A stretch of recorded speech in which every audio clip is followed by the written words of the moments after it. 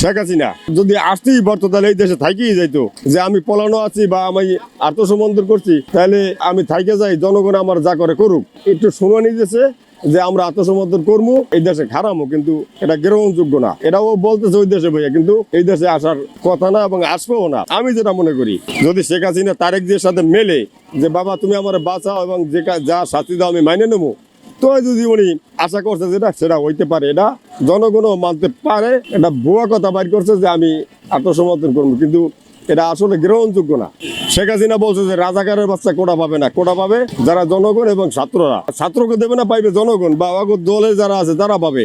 ও যদি 5% দিয়ে ওই সময় শেখ হাসিনা যদি মিলে যাইতো যে ঠিক আছে আমি দিমু, বাবা তোরা আস, আমার দ্বারে আস, মিলে যা করার কর, তখন এই গন্ডগোল লাগে না। এইভাবে চলে না, আওয়ামী লীগের জায়গায় আওয়ামী লীগ, বিএনপির জায়গায় বিএনপি থাকতো। কিন্তু এইগুলা যে করছে এগুলো কোনো যুক্তিসঙ্গত না। এতগুলা মানুষ মারা গেছে, এতগুলা গাড়ি ক্ষতি হয়েছে, এতগুলা মানুষ ক্ষতি হয়েছে, মানুষের অর্থ সম্পত্তি ধ্বংস হয়েছে, এগুলো হইবে কেন?